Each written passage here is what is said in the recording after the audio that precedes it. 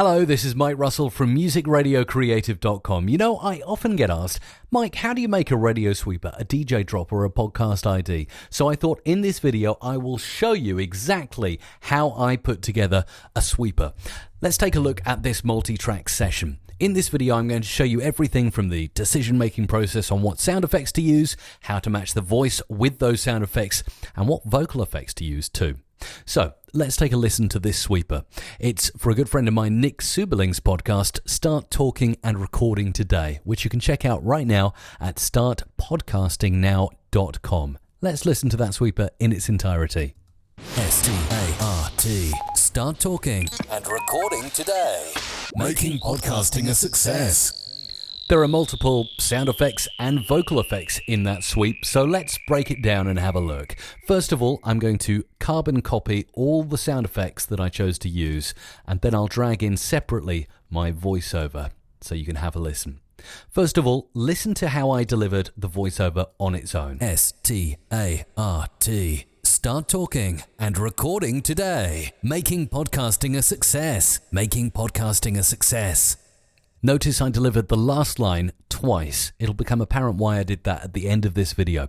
But first of all, notice I said START, which are the initials of Nick's podcast. I said them shortly and concisely because I wanted to match them to 5 beats at the start of this sound effect. Let's solo it and listen.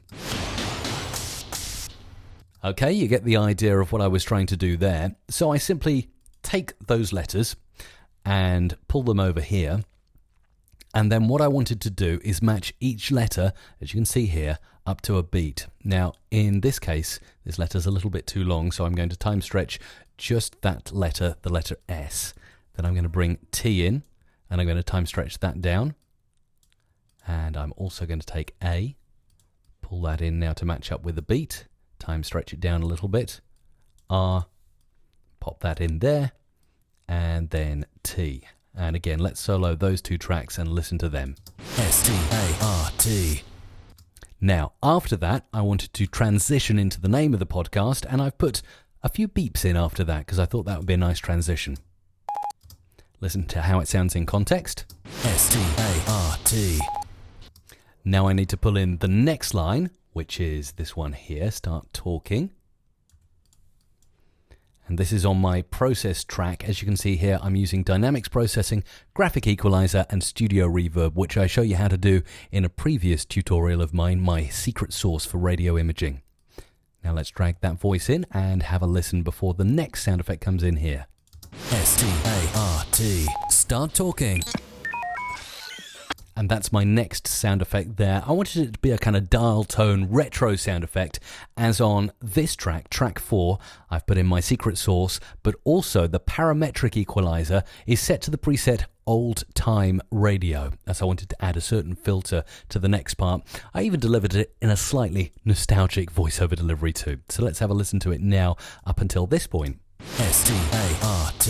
Start talking and recording today. And as you can see, the final effect has a little crash before it comes into a long drone. And I wanted to have that long drone, as it's always good to have a little bit of decay at the end of a sweeper, where you can either, if you're on the radio, play a song or start talking. So now, my final line, which you'll notice I delivered twice, and this is the reason. I'm going to split them up and put the first line on my normal processing. Then the second line will go on my old-time radio processing to mix it up a bit. Notice they're not quite in sync there, so I'm going to match those vocals by time stretching in real time here. Now let's have a listen. Making podcasting a success. But I went one step further. I pulled that over to the left and that voice over to the right. Making podcasting a success. And then there was one final thing I did.